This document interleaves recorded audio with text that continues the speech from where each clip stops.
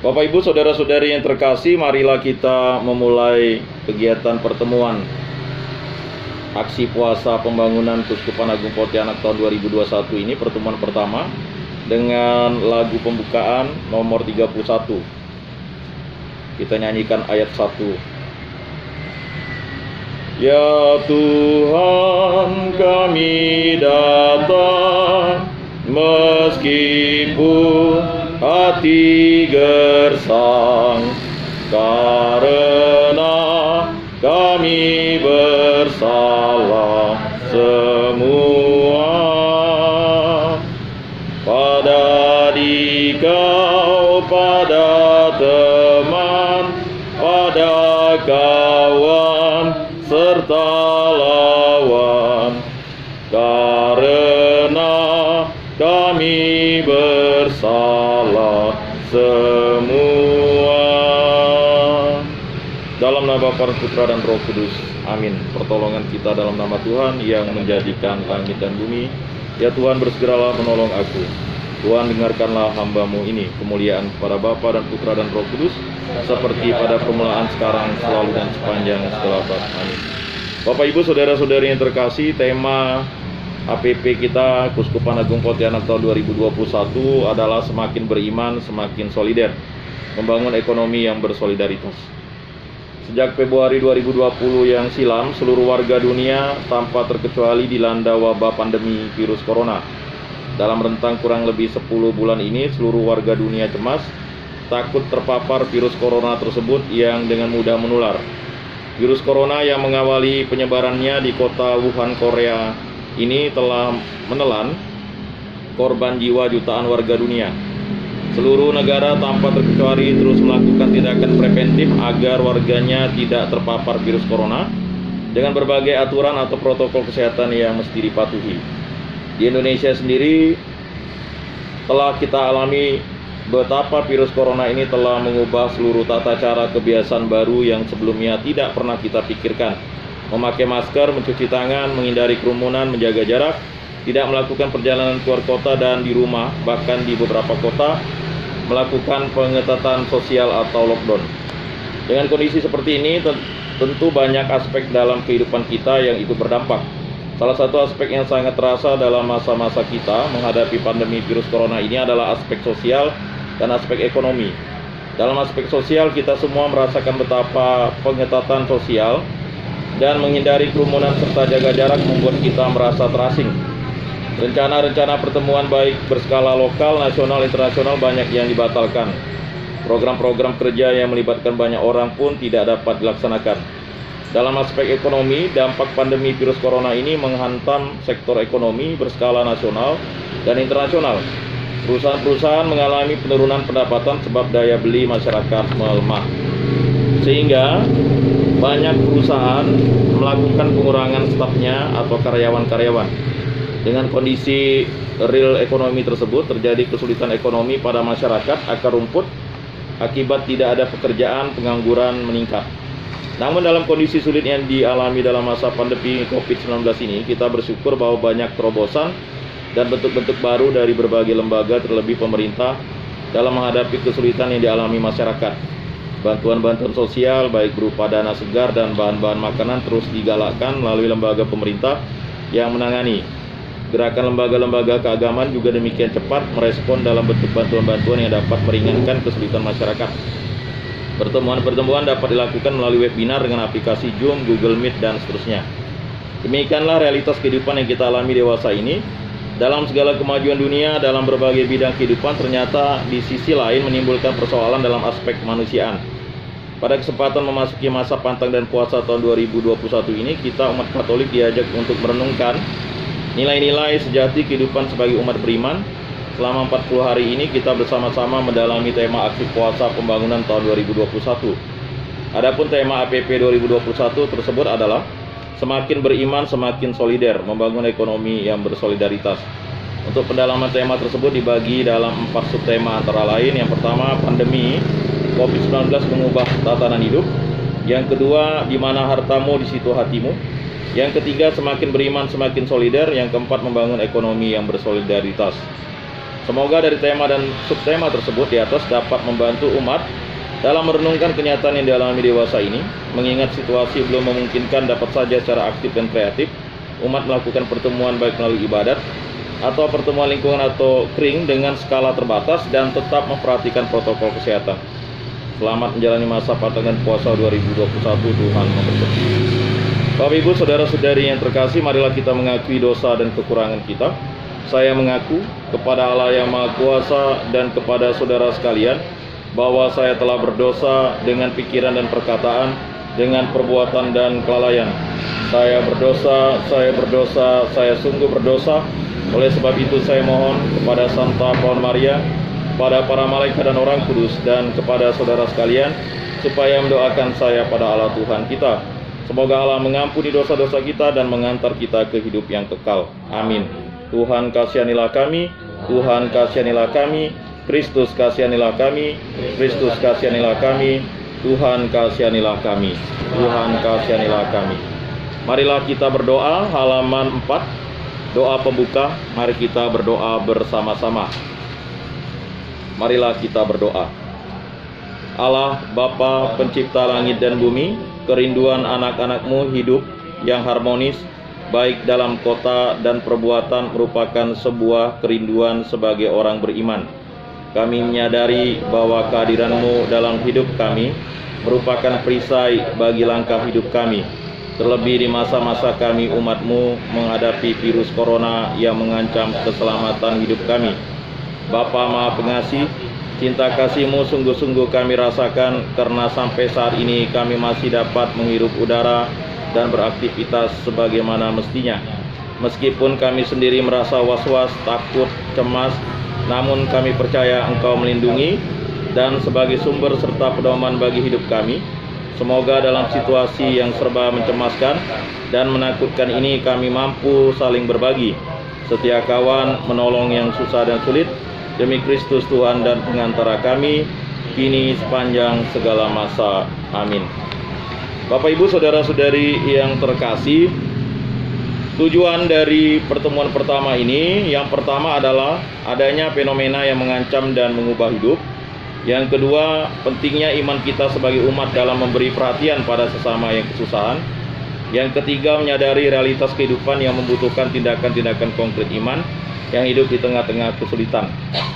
Bapak Ibu saudara-saudari yang seiman dalam Tuhan Yesus Kristus, sejak Maret 2020 seluruh dunia menghadapi pandemi COVID-19 yang sangat menakutkan serta mencemaskan kehidupan kita sampai saat ini. Kurang lebih sudah 1 tahun kita menghadapi pandemi COVID-19 ini, dan kita mungkin sudah terbiasa dalam menggunakan masker, mencuci tangan menggunakan sabun, menjaga jarak, kemudian juga selalu waspada dan berjaga-jaga untuk menghindari kerumunan, dan juga untuk saling mendatangi satu sama lain, karena memang OTG atau pembawa itu bisa siapa saja. Tetapi dalam 1 tahun ini kita merasa sebenarnya kita sedang diubah atau dibentuk Tuhan untuk menjadi orang yang peka terhadap situasi bersama-sama dengan kita. Karena itu kita memang harus mematuhi protokol kesehatan.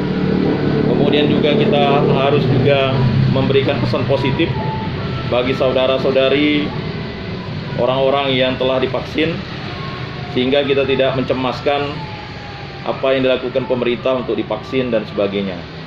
Kemudian kita juga ikut selalu mematuhi standar protokol kesehatan, baik di tempat ibadah, di tempat umum, dan dimanapun.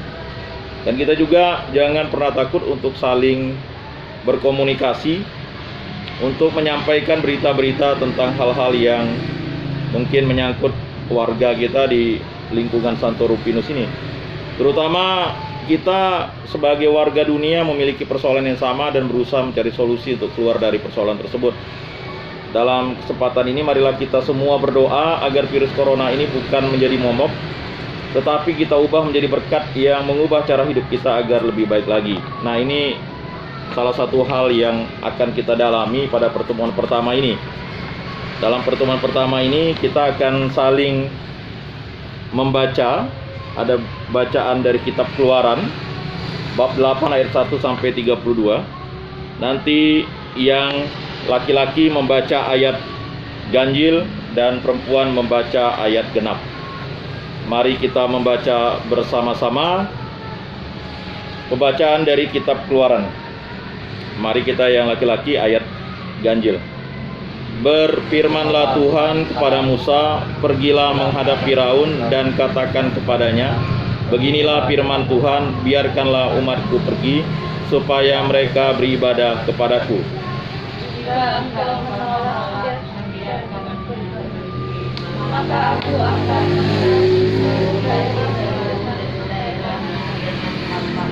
Katak-katak akan mengeriap dalam sungai Nil, lalu naik dan masuk ke dalam istanamu dan kamar tidurmu, ya sampai ke dalam tempat tidurmu, ke dalam rumah pegawai-pegawaimu dan rakyatmu, bahkan ke dalam pembakaran rotimu, serta ke dalam tempat adonanmu. Katak-katak itu akan naik menghadapi engkau, menghadapi rakyatmu dan segala pegawai. Berfirmanlah Tuhan kepada Musa, katakanlah kepada Harun, ulurkanlah tanganmu dengan tongkatmu ke atas sungai, ke atas selokan dan ke atas kolam, dan buatlah katak-katak bermunculan meliputi tanah Mesir. Lalu Harun mengulurkan tangannya ke atas air di Mesir, maka bermunculanlah katak-katak, lalu menutupi tanah Mesir. Tetapi para ahli itu pun membuat yang demikian juga dengan ilmu-ilmu mantra mereka, sehingga mereka membuat katak-katak bermunculan meliputi tanah Mesir. Kemudian Firaun memanggil Musa dan Harun serta anak-anak, berdoalah kepada Tuhan supaya dijauhkannya katak-katak itu daripadaku dan daripada rakyatku. Maka aku akan membiarkan bangsa itu pergi, supaya mereka mempersembahkan korban kepada Tuhan.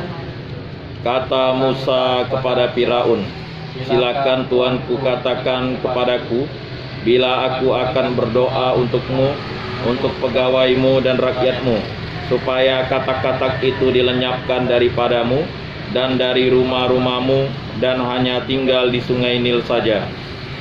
Katanya besok, lalu kata Musa, jadilah seperti katamu itu, supaya Tuanku mengetahui bahwa tidak ada yang seperti Tuhan Allah kami. Maka katak-katak itu akan dijauhkan daripadamu, dari rumah-rumahmu, dari pegawai-pegawaimu, dan dari rakyatmu, dan hanya akan tinggal di sungai Nil saja. Lalu Musa dan Harun keluar meninggalkan Firaun, dan Musa berseru kepada Tuhan, karena katak-katak yang didatanginya kepada Firaun. Dan Tuhan melakukan seperti yang dikatakan Musa, sehingga katak-katak itu mati lenyap dari rumah, dari halaman, dan dari ladang. Dikumpulkan orang-orangnya, bangkai-bangkainya bertumpuk-tumpuk, sehingga tanah itu berbau busuk. Tetapi ketika Firaun melihat bahwa telah terasa kelegaan, ia tetap berkeras hati dan tidak mau mendengarkan mereka keduanya, seperti yang telah difirmankan Tuhan. Berfirmanlah Tuhan kepada Musa, kata-kata kepada Harun, ulurkanlah tanganmu dan pukullah itu ke debu tanah. Maka debu itu akan menjadi nyamuk di seluruh tanah Mesir. Lalu mereka berbuat demikian. Harun mengulurkan tangannya dengan tongkatnya dan memukulkannya ke debu tanah. Maka nyamuk-nyamuk itu hinggap pada manusia dan pada binatang. Segala debu tanah menjadi nyamuk di seluruh tanah Mesir. Para ahli itu pun membuat yang demikian juga dengan ilmu mantranya untuk memadamkan nyamuk-nyamuk, tetapi mereka tidak dapat. Demikianlah nyamuk-nyamuk itu hingga pada manusia dan pada binatang. Lalu berkatalah para ahli itu kepada Firaun, inilah tangan Allah. Tetapi hati Firaun berkeras, dan ia tidak mau mendengarkan mereka, seperti yang telah difirmankan Tuhan. Berfirmanlah Tuhan kepada Musa, bangunlah pagi-pagi dan pergilah menantikan Firaun. Pada waktu biasanya ia keluar ke sungai, dan katakanlah kepadanya, beginilah firman Tuhan, biarkanlah umatku pergi, supaya mereka beribadah kepadaku. Sebab jika engkau tidak membiarkan umatku itu pergi, maka aku akan melepaskan pikat terhadap engkau, terhadap pegawai-pegawaimu, rakyatmu, dan rumah-rumahmu, sehingga rumah-rumah orang Mesir, bahkan tanah di mana mereka berdiri akan penuh dengan pikat. Tetapi pada hari itu aku akan memperjuangkan negerimu, di mana umatku tinggal, sehingga di sana tidak ada terdapat pikat, supaya engkau mengetahui bahwa aku Tuhan ada di negeri ini. Sebab aku akan mengadakan perbedaan antara umatku dan bangsamu. Besok tanda mujizat ini akan terjadi. Tuhan berbuat demikian, maka datanglah banyak-banyak pikat dalam Firaun dan dalam rumah pegawai-pegawainya, dan ke seluruh tanah Mesir itu. Lalu Firaun memanggil Musa dan Harun serta berkata, pergilah, persembahkanlah korban kepada Allahmu di negeri ini. Tetapi Musa berkata, tidak kami berbuat demikian, sebab korban yang akan kami persembahkan kepada Tuhan Allah kami adalah kebencian bagi orang Mesir. Apabila kami persembahkan korban yang menjadi kebencian bagi orang Mesir itu di depan mata mereka, tidakkah mereka akan melempari kami dengan batu-batu? Kami harus pergi ke padang gurun 3 hari perjalanan jauhnya untuk mempersembahkan korban kepada Tuhan Allah kami, seperti yang difirmankannya kepada kami. Aku akan membiarkan kamu pergi untuk mempersembahkan korban kepada Tuhan Allahmu di padang gurun. Hanya janganlah kamu pergi terlalu jauh, berdoa untuk aku. Lalu kata Musa, sekarang aku keluar meninggalkan tuanku dan akan berdoa kepada Tuhan. Maka pikat itu akan dijauhkan besok dari Firaun, dari pegawai-pegawainya dan rakyatnya. Hanya janganlah Firaun berlaku curang lagi dengan tidak membiarkan bangsa itu pergi untuk mempersembahkan korban kepada Tuhan. Sesudah itu keluar Musa meninggalkan Firaun, lalu berdoa kepada Tuhan. Dan Tuhan membuat seperti yang dikatakan Musa. Pikat itu dijauhkannya dari Firaun, dari pegawai-pegawainya dan rakyatnya, seekor pun tidak ada yang tinggal. Tetapi sampai hari ini pun juga tetap berkeras hati. Ia tidak membiarkan bangsa itu pergi. Demikianlah sabda Tuhan. Syukur pada Allah. Bapak-bapak, ibu-ibu, dan saudara-saudari yang terkasih, ini adalah suatu bacaan di mana akan kita cari ayat-ayat yang akan dijadikan ayat kunci bagi kita. Tetapi sebelum untuk mencari ayat itu, ini adalah bacaan yang cukup panjang tentang bagaimana Firaun bertegar hati untuk tidak membiarkan bangsa Israel bersembah sujud kepada Allah di padang gurun. Dan yang terjadi adalah tulah atau kutukan. Yang pertama katak, yang kedua tadi kita tahu nyamuk, yang ketiga pikat. Nah, pikat itu tomcat, jadi sejenis ulat, tomcat namanya. Nah, itu mungkin yang harus dipahami. Nah, 3 jenis serangga itu sudah membuat bangsa Mesir menjadi kesusahan. Nah, ini akan kita kaitkan dengan kehidupan kita selama setahun ini. Apakah kita bisa refleksikan? Apakah kita betul-betul sungguh sudah beribadah kepada Tuhan Allah, kepada Tuhan Yesus, kepada Allah Roh Kudus selama 1 tahun ini? Baik di rumah kita, di pribadi kita. Karena mungkin anak-anak kita banyak yang lebih beribadat kepada HP. Karena 80% ibadatnya di HP. Baik sekolahnya, ngisi tugasnya, main gamenya, dan semuanya. Dan kita pun akhirnya terpengaruh juga untuk selalu menggunakan HP sebagai bentuk dari ibadat kita. Kita menggunakan HP bisa jadi sampai 24 jam, tergantung sinyal WiFi atau paket data kita. Nah, itu mungkin kita bisa kaitkan dengan refleksi 1 tahun ini. Dan ini juga adalah gambaran nyata baik di lingkungan kita, apa yang terjadi dengan umat kita yang cukup banyak. Ada 135 orang yang bisa menyambut, tetapi yang datang untuk menyambut kebutuhan Ekaristi Maha Kudus sudah tiba di rumahnya saja itu hanya tidak lebih dari 30 sampai 45 orang.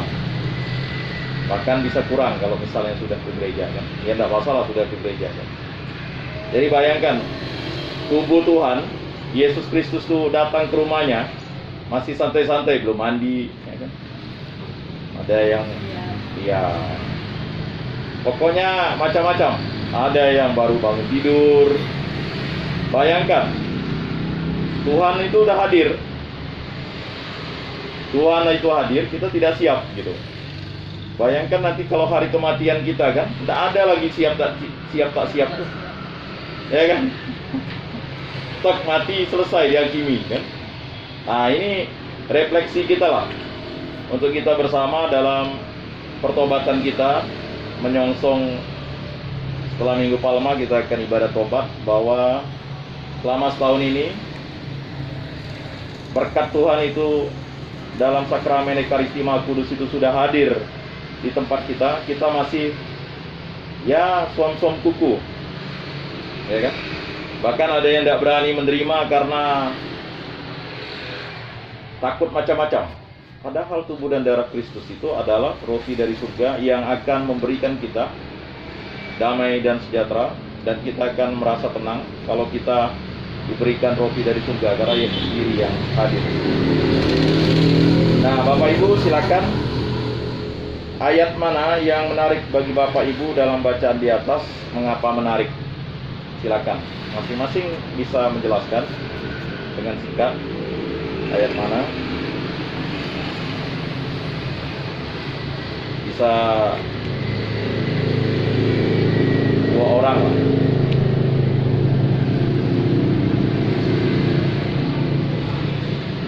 Silakan direfleksikan ayat mana yang menarik, karena semua ayat itu menarik kan.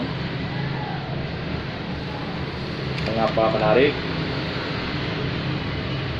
Dikaitkan dengan 1 tahun kita hidup dalam kecemasan,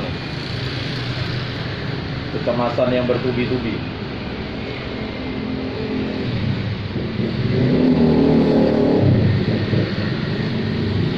Mana kita harus berjaga-jaga, mana kita harus mencari uang, mana kita harus hidup sosial kan. Sudah berapa kali Natalan, Paskahan, Natalan, bahkan hari ibadah agama orang pun, Lebaran, Imlek, ya kan? Tahun baru, ini sudah genap lah kita. Dan ini kita sudah masuk Paskah lagi, berarti sudah 2 kali Paskah kita mengalami hal seperti itu.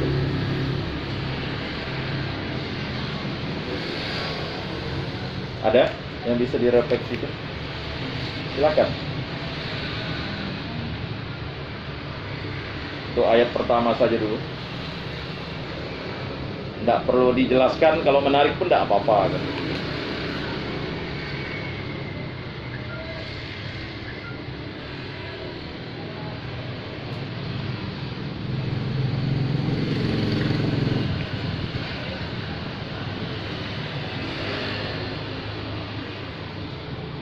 Ada? Silakan Bu. Tidak apa-apa. Tidak dijelaskan, tidak apa-apa. Yang ayat yang menarik menyentuh hati.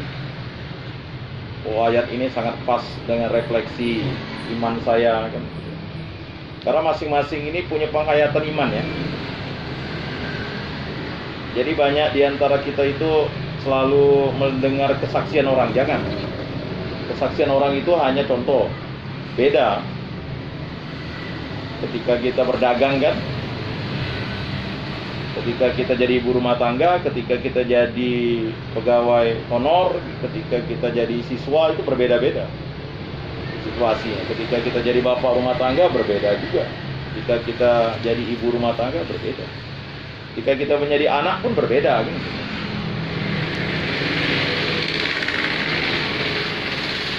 Ketika kita jadi bujangan kan berbeda. Ada? Nah, silakan Bu. Ayo. Silakan Bu. Ini sangat menarik. Ya. Jika engkau menolak membiarkannya pergi, maka aku akan menurahi Ya. seluruh daerahmu dengan kata. Jika engkau menolak, Ya. maka dia akan menurahi seluruh daerahmu dengan kata. Itulah kuasa Tuhan. Kalau kita menolak apa yang diperintah oleh Tuhan, Ya. maka terjadilah apa yang dikatakan Tuhan. Ya. Terima kasih Bu Gisel. Silakan satu orang lagi kalau masih ada. Bang Alek.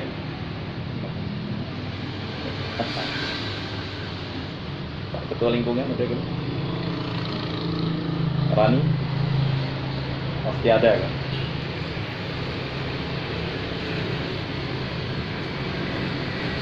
Kitab Keluaran ini menarik ya. Kita nih orang Katolik nih sebenarnya kurang membaca 5 Taurat Musa, kakak ibu dia.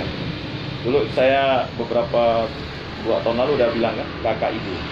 Kejadian, Keluaran, Imamat, Bilangan, Ulangan. Mudah. Kakak ibu ya. Jadi kalau kita sebagai orang Katolik, memang banyak orang Protestan suka kitab ini. Tapi tidak banyak. Sebenarnya kitab Keluaran ini sangat menarik. Disinilah kita bisa bercermin dengan refleksi iman kita sekarang.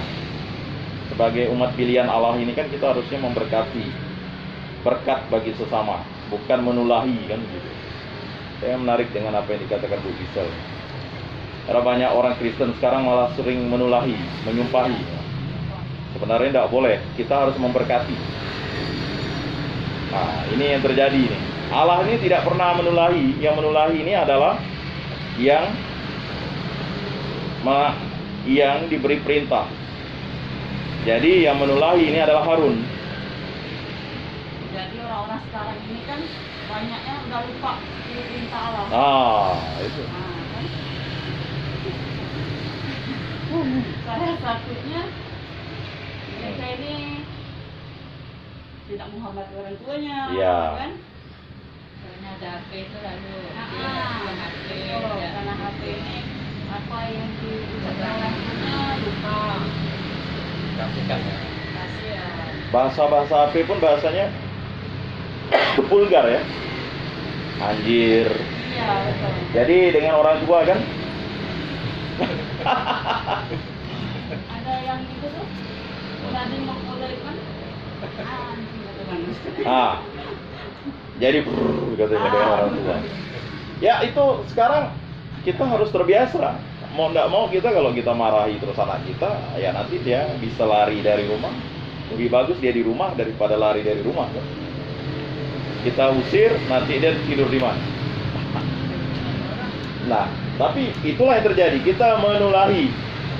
Lalu justru kita tuh bukan memberkati anak kita, malah kita yang senewan, kita yang nyumpahi kan. Padahal kita yang membesarkan, kita yang melahirkan, kita pula nyumpahi. Menarik yang disampaikan Bu Gisel tadi, menulahi itu, ya kan? Baru mau belok, lihat motor orang laju, udah kita tumpahi kan? Anak-anak sekarang kan, makin kita pelan, kita pula dikepotnya. Kita yang, kan? Orang ngelakson kita supaya kita tidak celaka, kita marah.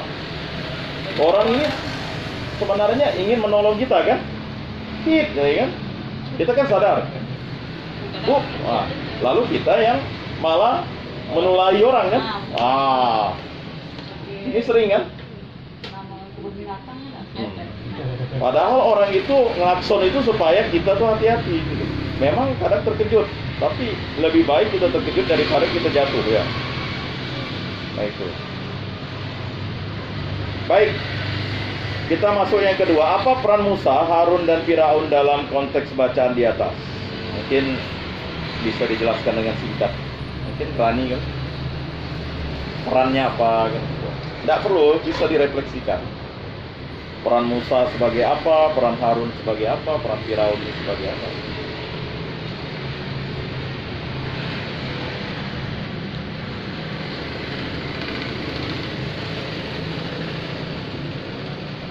Karena memang kebiasaan orang Katolik ini tidak dekat dengan firman Tuhan. Jadi Musa itu perannya sebagai apa, Harun itu sebagai apa, Firaun sebagai apa.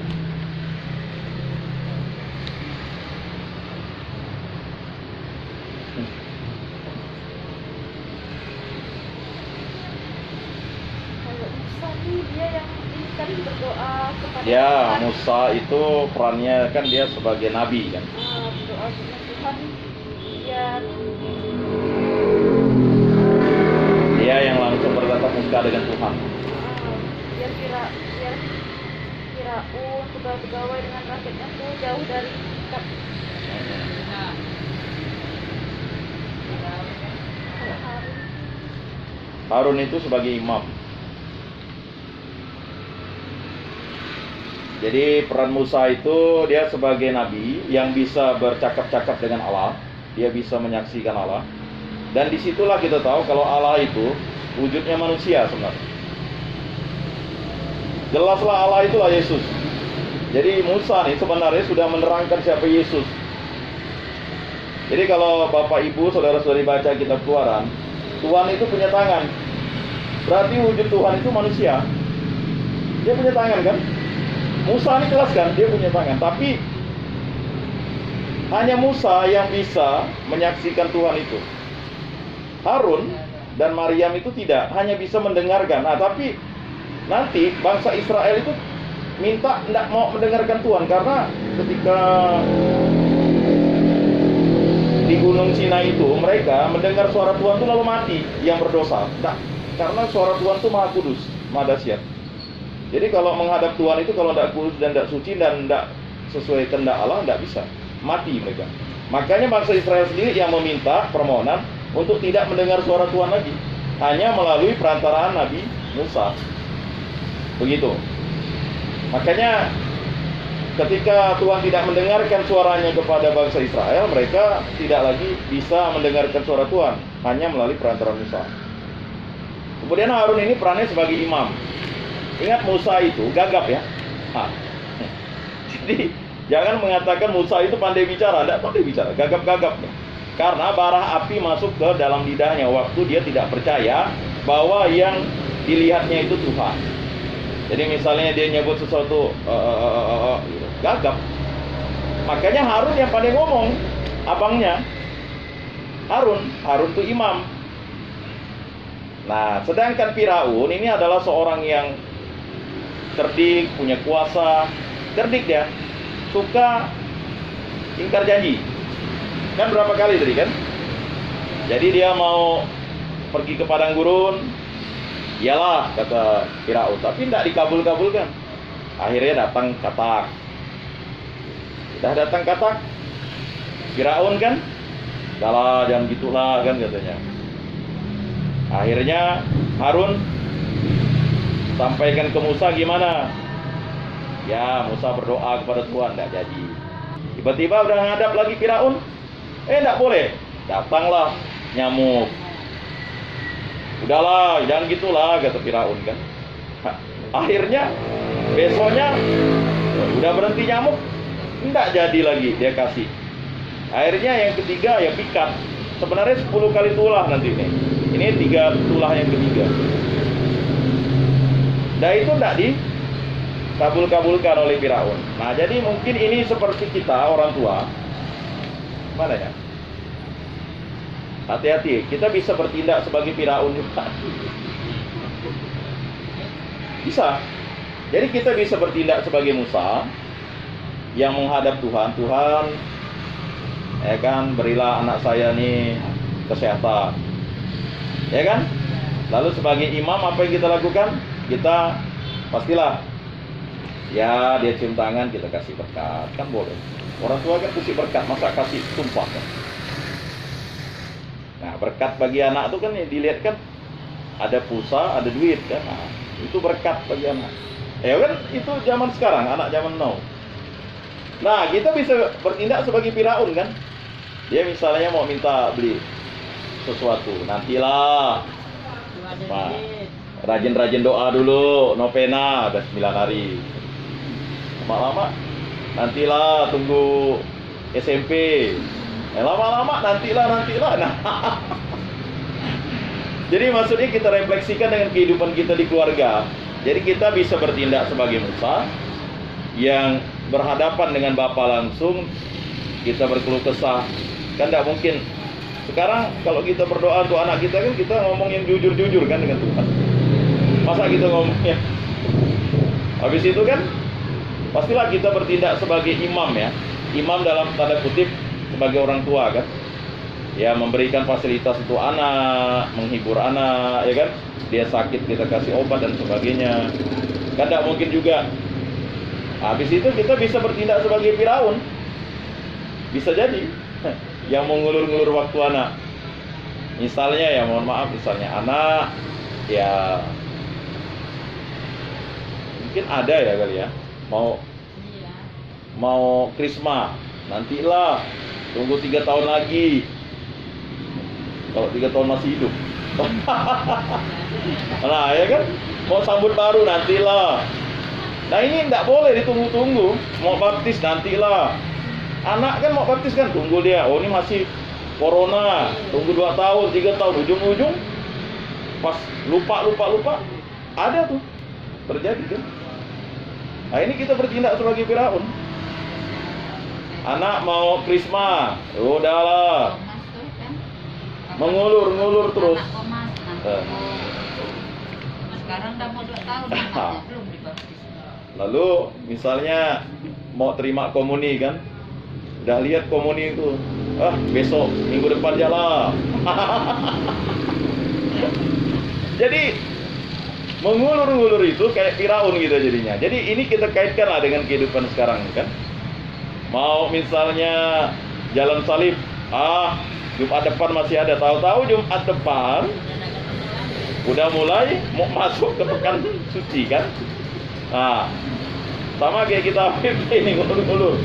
Tahu-tahu minggu ini kan, waduh, saya bilang udah enggak terasa gitu, udah mau selesai Paskah. Prapaskah maksudnya.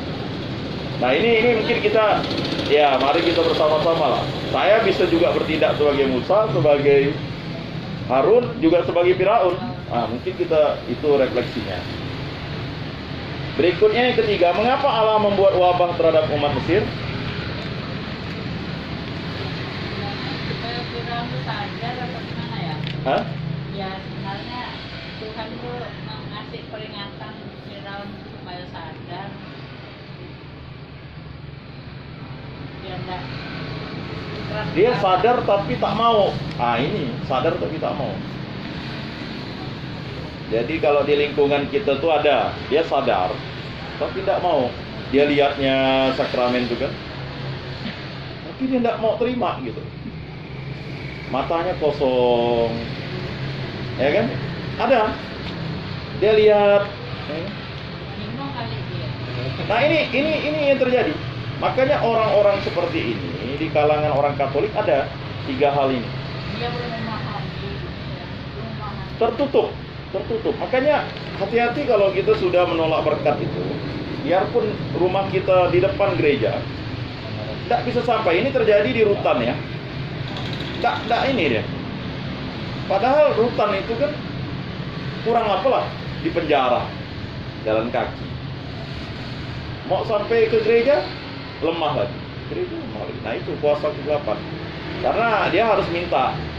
Kata surat Yakobus itu, tunduklah kepada Allah. Makanya kita harus tunduk kepada Allah.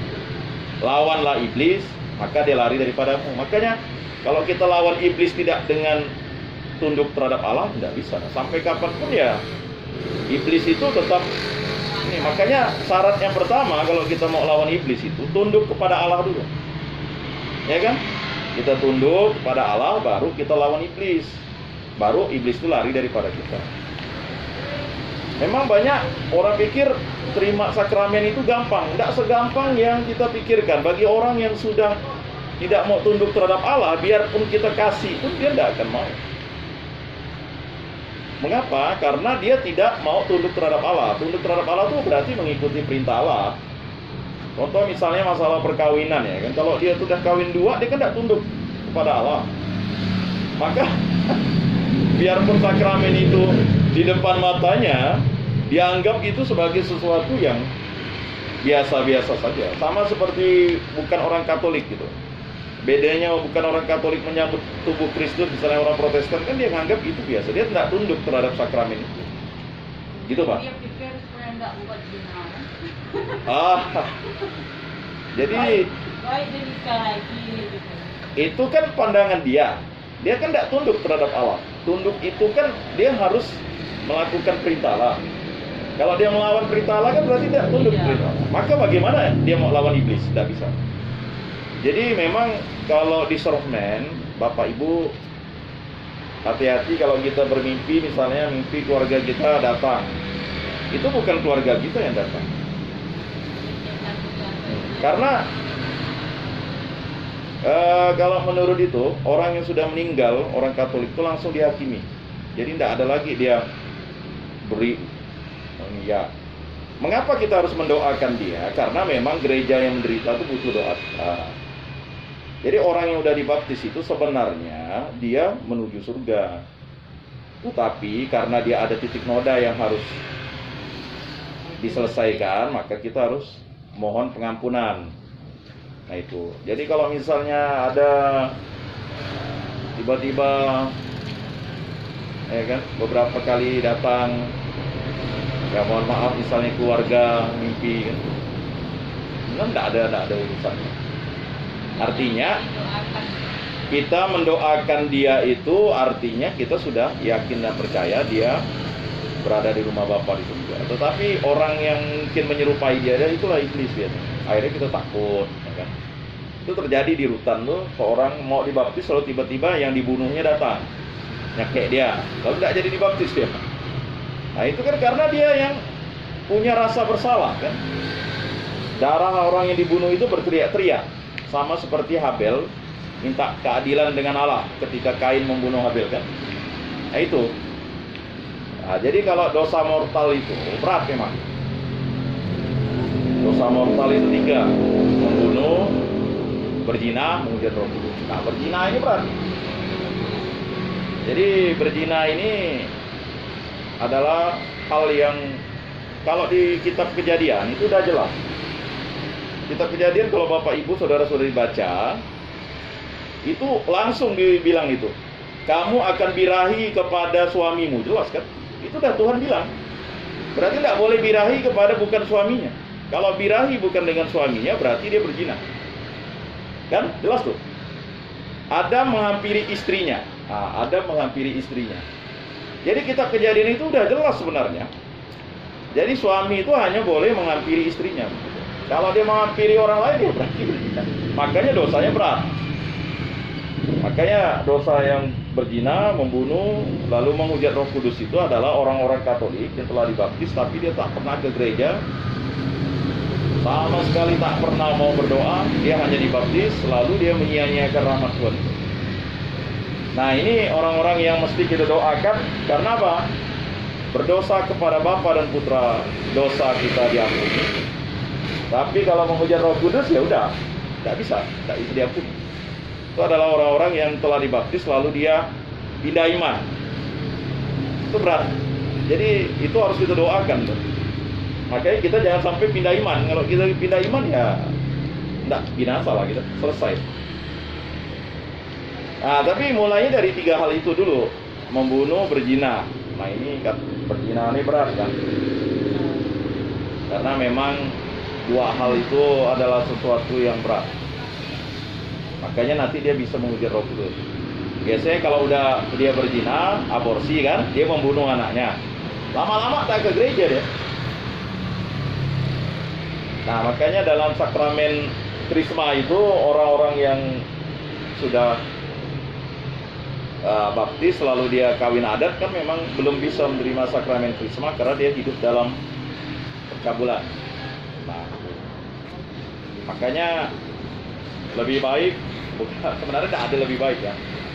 Masih anak-anak itu dia langsung terima baptis, kemudian ya sambut baru, Ekaristi, Krisma kan.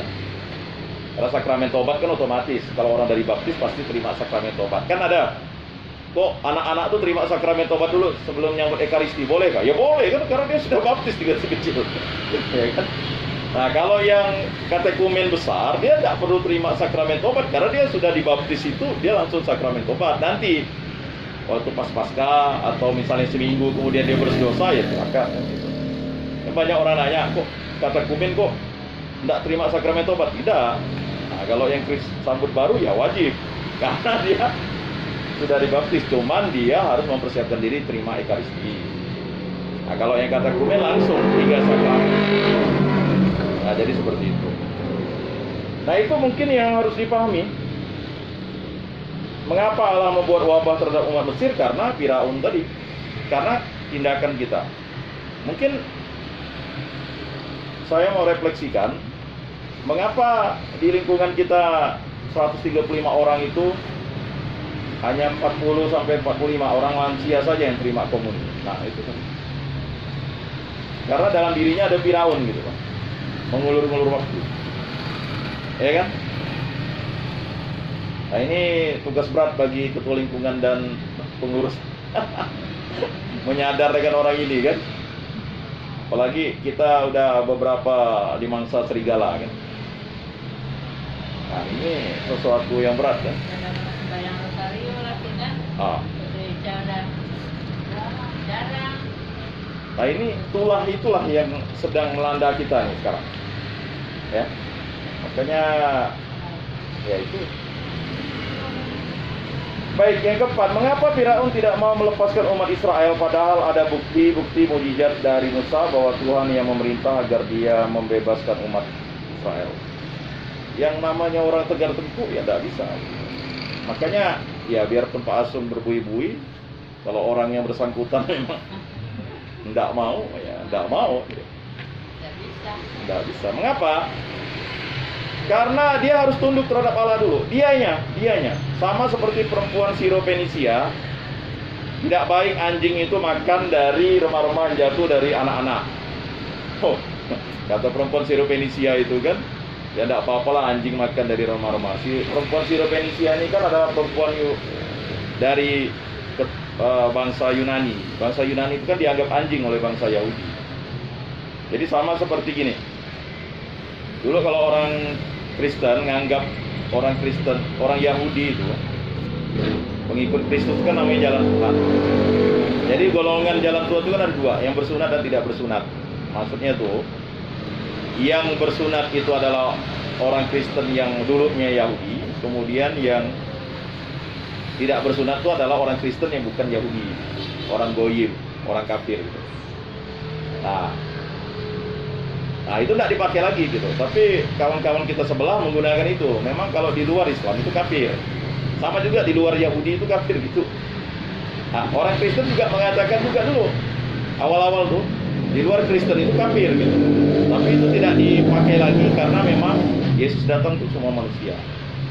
Maka ketika misalnya kita disebut kafir sama orang Islam, sebenarnya kita tidak perlu takut karena kita tidak menyebut dia kafir karena kita menganggap dia sesama. Justru kita lebih tinggi derajatnya. Kita dijadikan anak, kita dijadikan hamba. Hamba kan suka-suka ngomong ya. Nah, ini sebenarnya yang harus dipahami gitu. Nah, Firaun ini menganggap bangsa Yahudi ini hamba. Jadi makanya dia mengingkari itu. Ya, you anak buah ngapain kan gitu. Nah, ini maksudnya.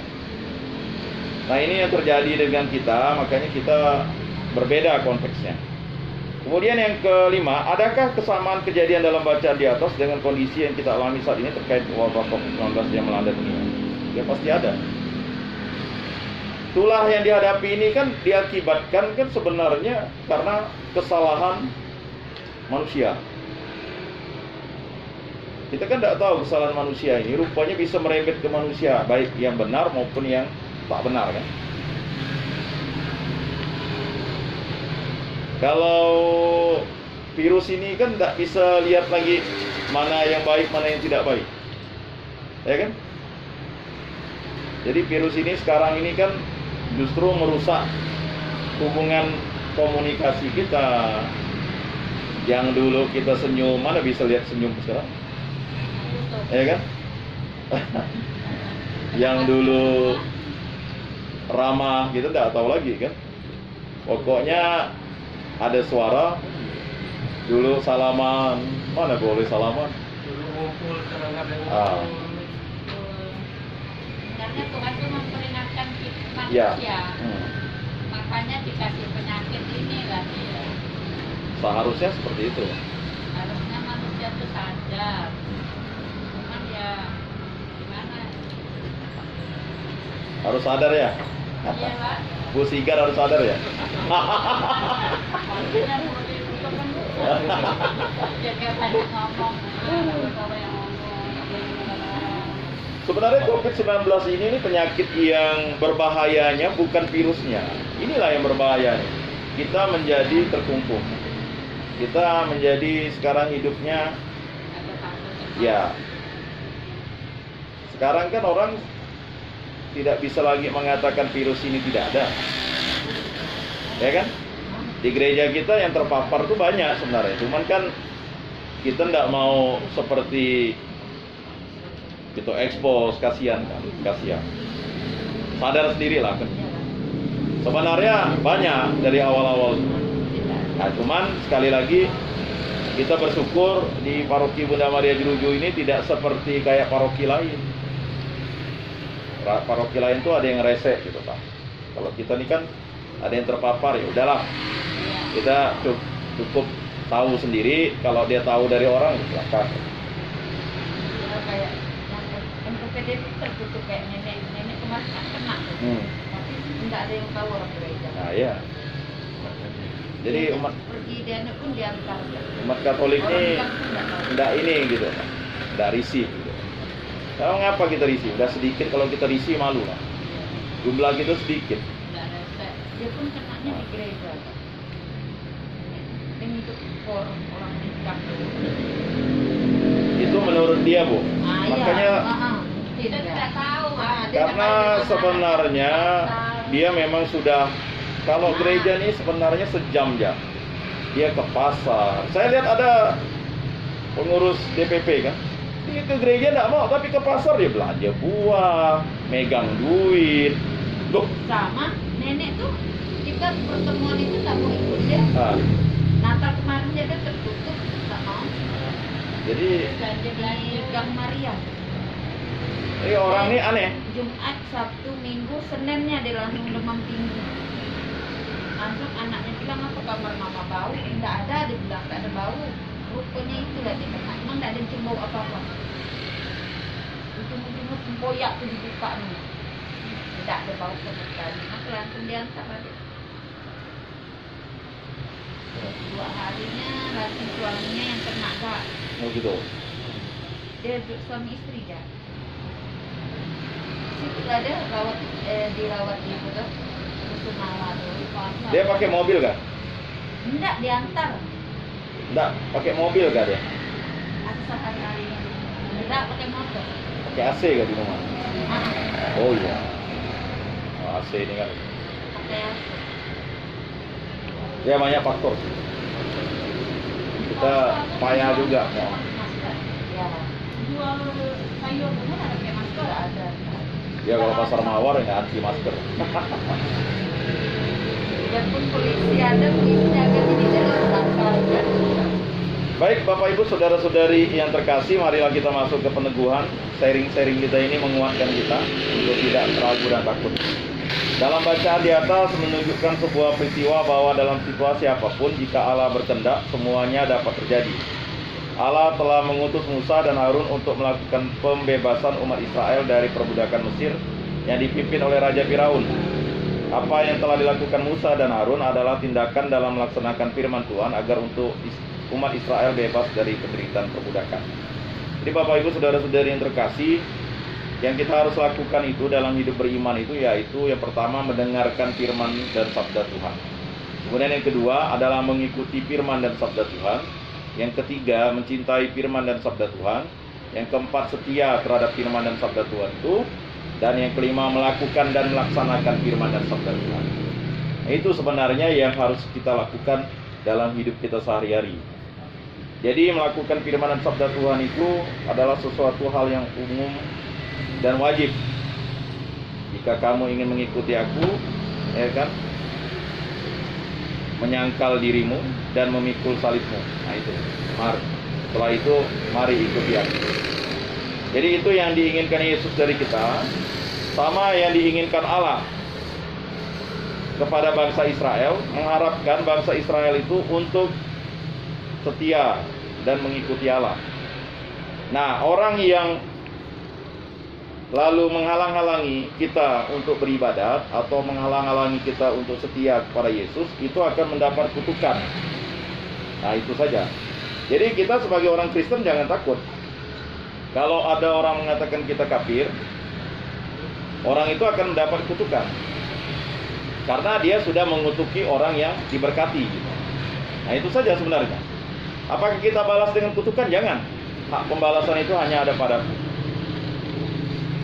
Karena ketegaran hati Firaun dan kecongkakannya, maka Allah melalui tangan Musa dan Harun membuat tulah terhadap Firaun dan orang-orang Mesir. Nah ya, tulah itu. Karena ketegaran hati Firaun, maka Allah membuat tulah air sungai Nil menjadi darah. Ya, seluruh negeri dipenuhi katak, nyamuk dan lalat pikat. Nah, itu dia. Dengan wabah-wabah yang diturunkan oleh Allah tersebut tidak membuat Firaun dan orang Mesir menyadari bahwa tindakan mereka terhadap umat Israel tertindas, tak berdaya dan miskin, sangat tidak manusiawi. Nah, jadi seperti itu. Sebagai orang Kristen, kalau kita dibilang kafir, ya kita jangan takut. Hak pembalasan itu hanya ada pada Tuhan. Dan ini nyata, kan gitu. Justru orang yang menemani orang Kristen, dia mendapat berkat. Makin dia mengutuki orang Kristen, dia mendapat pula. Nah, jadi kita sebagai orang diberkati. Kita ini kan sebagai orang Kristen kan diberkati. Orang agama apalagi sih yang menyebut nama Tuhan itu Bapa? Masa lalu? Jadi banyak orang itu bingung. Agama apalagi yang menyebut Tuhan itu Bapa? Orang Israel ya, Yahudi tidak boleh menyebut Tuhan itu Bapa. Kita boleh, karena Yesus Kristus itu diangkat menjadi putra putri Allah. Kiranya ini perlu kita sadari sebagai umat beriman dewasa ini, wabah pandemi COVID-19 ini dapat menjadi refleksi kita bersama akan perilaku hidup kita sebagai umat beriman. Jadi kita bisa melihat dengan wabah pandemi ini kan kita tahu umat yang mencintai Ekaristi, mencintai Tuhan Yesus itu kan siapa? Bukan hanya lansia kan? Lansi itu kan malas gitu. Lansia itu kan berarti orang tua yang malas ya. Tapi kan tidak malas. Justru orang-orang yang kita anggap dia itu memiliki fisik yang sehat kan, tidak mau menyambut tubuh dan darah Kristus. Alasan ya banyak, ya baru alasannya dibuat-buat lah. Justru lansia ini luar biasa. Itulah cinta dia kepada Tuhan Yesus. Nah, jadi selama setahun ini bisa kita lihat, Pak Ketua Lingkungan bisa lihat, Bang Alex bisa lihat. Jadi disitulah, ya kan? Ini jangankan pergi ke gereja, Yesus Kristus yang datang, dia tidak mau, apalagi disuruh ke gereja, ya kan? Tidak banyak hal dia bilang. Inilah ketegaran tengkuk orang-orang Katolik. Nah, tegar tengkuk itu hati-hati, bisa menyebabkan kita akan menjadi pribadi seperti Firaun. Sudah sesuaikah kita hidup dengan firman yang dikehendaki Tuhan? Atau apakah kita tidak mengindahkan firman selama ini sehingga wabah COVID-19 ini sebagai tanda-tanda agar kita umat manusia kembali untuk membebaskan diri dari perbudakan dosa yang kita tidak sadari. Jadi Bapak Ibu, perbudakan dosa ini memang hati-hati. Dosa ini datangnya dari si iblis, tapi nanti lama-lama kalau kita tak tunduk terhadap Allah, kita akhirnya tidak bisa melawan iblis. Makanya tunduklah terhadap Allah, lawanlah iblis, dia akan lari dari kamu. Hanya itu saja syaratnya. Kata surat Yakobus itu, tunduk terhadap Allah, lawanlah iblis, dia akan lari daripada iblis. Ini apa? Kemalasan. Jadi udah enak, mau lebih enak, mau bagaimana lagi? Ya kan? Marilah kita bersama-sama merefleksikan perilaku hidup kita. Selama ini sudah kita sungguh-sungguh tulus murni melayani, membantu sama yang berkesusahan, atau ada kepentingan-kepentingan diri yang mendorong kita seolah-olah kita sudah melakukan tindakan iman kasih terhadap sesama tersebut. Nah, ini agak berat, karena ini yang tahu kedalaman hati kita kan Tuhan Allah ya. Marilah kita bersama-sama lingkungan Rupinus. Ya, kalau memang kita memang punya kelebihan, mari kita bersama-sama menyumbang lah. Ada sebelum mana lah ya. Ya kita kumpulkan di ketua lingkungan atas nama Rupinus ya, jangan atas nama pribadi. Gitu. Atas nama pribadi ini repot lah. Soalnya nanti tinggal ketua lingkungan antar ya, ini dari warga lingkungan Rupinus kan. Mau kembali ke warga Rupinus yang tidak mampu pun tidak masalah, kita kumpulkan saja dari Rupinus. Karena kalau kita bilang dari pribadi kita, seakan-akan kita ini ya terserah sih, ada yang memang mau pakai nama ya silakan. Tapi lebih bagus sih gitu. Kita koordinir satu ketua lingkungan antar, misalnya beras berapa karung kan, misalnya Indomie berapa. Nanti mau kembali lagi ke Rupinus itu urusan panitia kan, bukan urusan kita. Yang penting kita ada memberi, ya tidak masalah. Mau 1 kilo, 2 kilo, 3 kilo beras, tidak ada masalah. Jadi boleh nih dikumpulkan ketua gereja, Iya. gereja gitu. Nah, lewat ketua lingkungan saja. Karena gini, kalau kita sendiri-sendiri kan rasanya kan untuk apa dibentuknya lingkungan? Lingkungan itu kan untuk mengkoordinir. Ada yang mau misalnya 1 ton, nggak masalah. Yang tahu kan ketua lingkungan. Jadi tidak perlu sendiri-sendiri gitu. Sehingga kita, ini dari Rupinus, misalnya ada ya 100 kilo beras, urusan mereka lah yang bagi. 10 Indomie, ya kan minyak ada soalnya 5 ya. Indomie, minyak, beras, gula, telur, yes, dikumpulkan di sini saja kan. Misalnya mampunya 1 kilo beras ya tidak apa-apa, nanti kan dikumpul-kumpul kan. Kita, mungkin ada anak kecil, adalah saya mau 1 kilo beras nih Pak Sung, ayo tak terima kan. Karena banyaknya mungkin anak-anak itu merasa mau nyumbang, tapi kita membatasi, suruh dia pakai sekarung kan, tidak mau 1 kilo kan. Nanti baru diikat ya diantar ke sana, silakan. Rapat katanya lebih baik sih 5 kilo. Itu lebih baik. Tapi kan kalau maksa orang 5 kilo, yang 5 kilo itu bagus kita pak aja. Kita kan ikat nih 10 kilo dalam karung kan Pak, atau 5 kilo aja kan. Dan kita ikat dalam karung. Yang mau nyumbang, umat nyumbang 3 kilo kita ambil, yang 2 kilo kita ambil. Nah, ya artinya tulus dengan ikhlas. Dalam masa sulit ini kan kita tidak bisa memaksa. Dia nyumbang 1 ton tapi hanya tidak ikhlas, susah. Ya itu saja sih. Jadi kita kumpulkan lah hari apa ya? Paling lambat. Jangan tanggal 28 kan terakhir. Nah, berarti kalau gitu hari Sabtu lah. Sabtu. Ya, nanti diumumkan. Ya tidak apa-apa di lingkungan yang mau nyumbang 1 kilo beras, 1 kilo gula, anak-anak mau nyumbang duit pun tidak apa-apa kan nanti. Tanggal 27 sebelum Minggu Palma. Sebelum Minggu Palma lah, biar mudah didistribusi. Nah, kita kumpulkan tempat Pak Asung lah, supaya nanti diantar kan. Itu dimulai dari kemarin, pokoknya terakhirnya tanggal 27. Nah, jadi itu aksi kita dari Rupinus kan.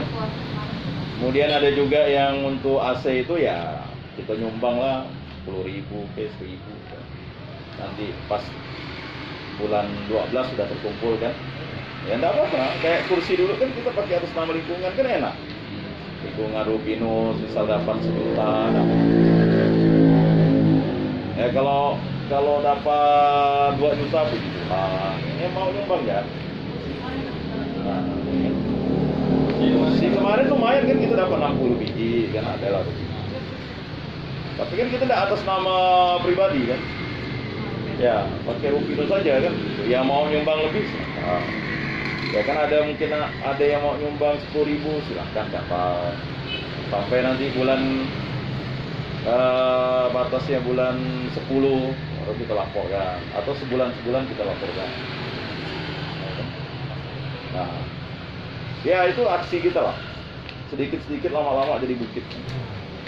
Ketimbang kita banyak-banyak pun akhirnya pun hanya menunggu waktu untuk. Ya saya rasa itu sih yang kita buat lah untuk lingkungan kita.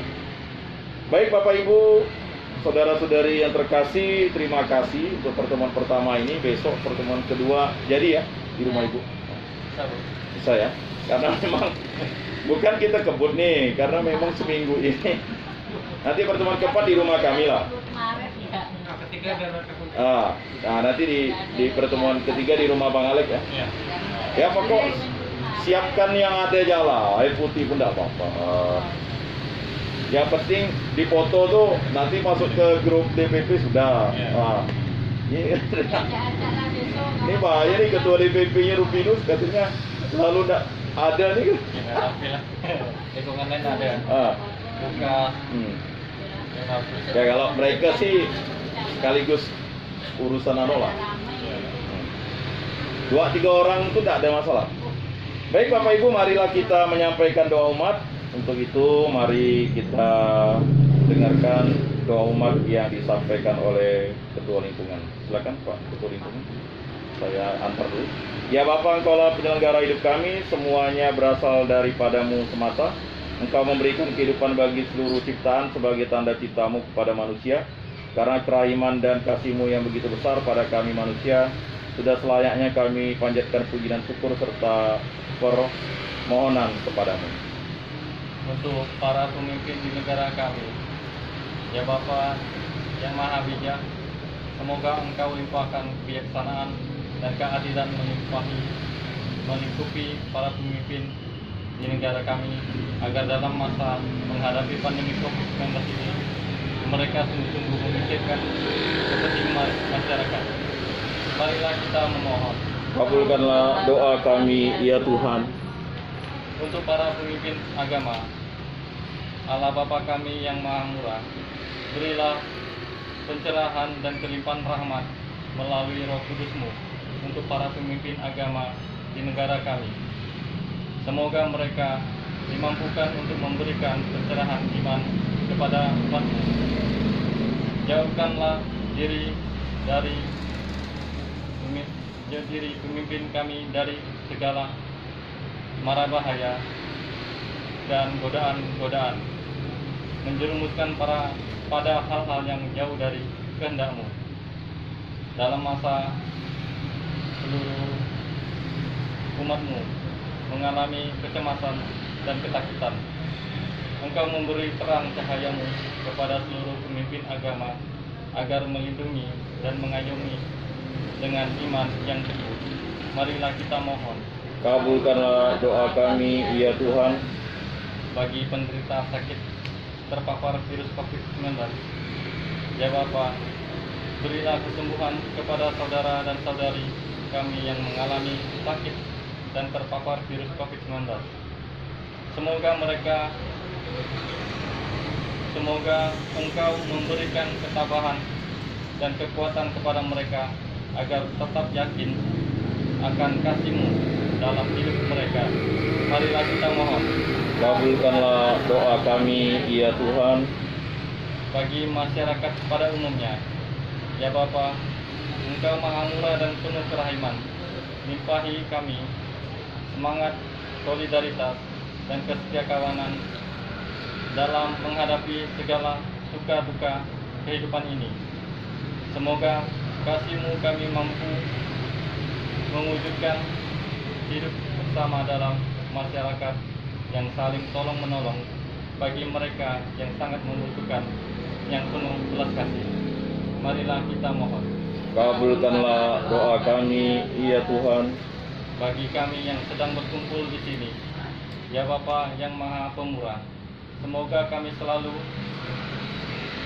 Engkau berikan kekuatan dan semangat untuk menata hidup baru terus menerus dalam masa-masa menghadapi virus COVID-19 ini. Jauhkanlah kami dari segala mara bahaya dan limpahkanlah berkat kemurahan-Mu kepada kami, agar kami semakin peka untuk saling menguatkan dan membantu saudara-saudari kami yang berkesusahan. Marilah kita mohon. Kabulkanlah doa kami, ya Tuhan. Marilah Allah Bapa kami yang Maha Baik, demikianlah permohonan kami anak-anak-Mu, semoga kami selalu membawa berkat bagi semua orang yang kami jumpai. Perbaruilah hidup kami terus-menerus, agar kami semakin menemukan kasih-Mu pada setiap ciptaan-Mu. Doa ini kami panjatkan kehadirat-Mu dengan pengantaran Kristus Putra-Mu, Tuhan dan Juru Selamat kami, yang hidup dan berkuasa kini dan sepanjang masa. Amin. Marilah kita buka halaman belakang, doa sepanjang tahun 2021. Kita doakan bersama-sama.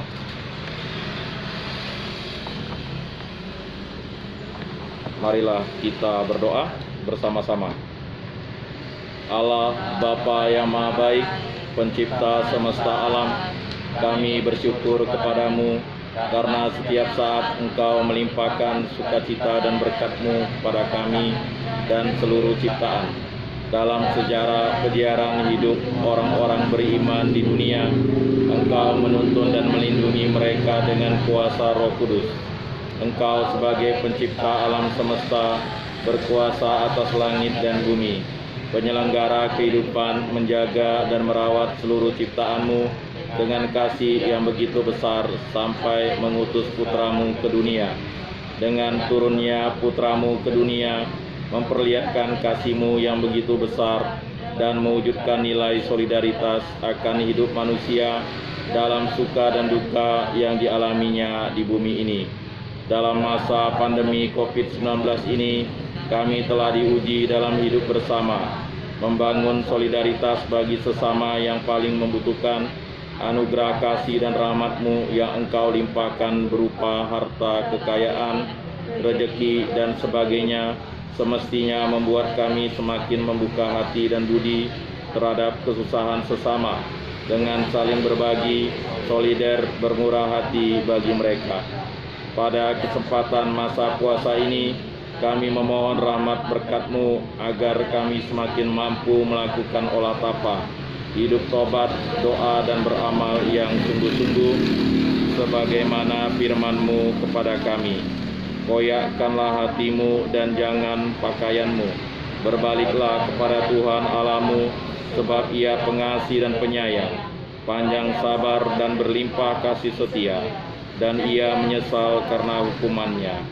Bantulah kami dengan bimbingan Roh Kudus-Mu, agar kami mampu melaksanakan firman-Mu sebagai pelita bagi langkah hidup kami. Semoga pada masa pantang dan puasa ini, kami memperoleh hidup yang baru dan membangun solidaritas damai, adil, sejahtera untuk mewujudkan sukacita Injili dimanapun kami berada. Dan sampai kelak Engkau mempersatukan kami semua dalam kerajaan-Mu. Demi Yesus Kristus Tuhan dan pengantara kami. Amin. Atas petunjuk penyelamat kita dan menurut ajaran ilahi, maka marilah kita berdoa. Bapa kami yang ada di surga, dimuliakanlah nama-Mu, datanglah kerajaan-Mu, jadilah kehendak-Mu di atas bumi seperti di dalam surga. Berilah kami rezeki pada hari ini, dan ampunilah kesalahan kami, seperti kami pun mengampuni yang bersalah kepada kami. Dan janganlah masukkan kami ke dalam pencobaan, tetapi bebaskanlah kami dari yang jahat. Amin. Ya Bapa, bebaskanlah kami dari segala yang jahat dan berilah kami damai-Mu. Kasihanilah dan bantulah kami supaya selalu bersih dari noda dosa dan terhindar dari segala gangguan, sehingga kami dapat hidup dengan tentram sambil mengharapkan kedatangan penyelamat kami, Yesus Kristus. Sebab Engkaulah Raja yang mulia dan berkuasa untuk selama-lamanya. Marilah kita berdoa. Kita hening sejenak. Marilah kita berdoa bersama-sama. Allah Bapa yang Maha Pengasih, kami menyadari bahwa terkadang perilaku kami tidak sejalan dengan kehendak-Mu. Kami mohon agar Engkau mengampuni segala kesalahan kami tersebut. Semoga pertemuan ini semakin menguatkan tekad kami untuk berusaha mempersembahkan hidup dan karya kami hanya untuk mengabdi Engkau serta memuliakan nama-Mu dengan pengantaran Yesus Kristus Tuhan dan Juru Selamat kami yang hidup dan berkuasa kini dan sepanjang masa. Amin.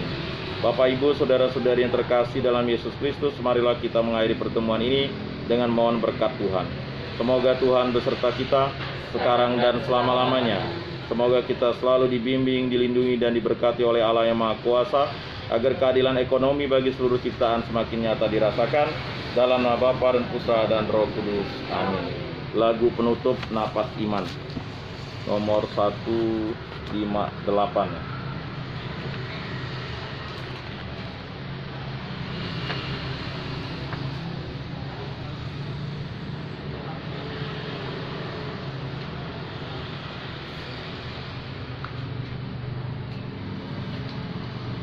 Nomor 141, halaman 159.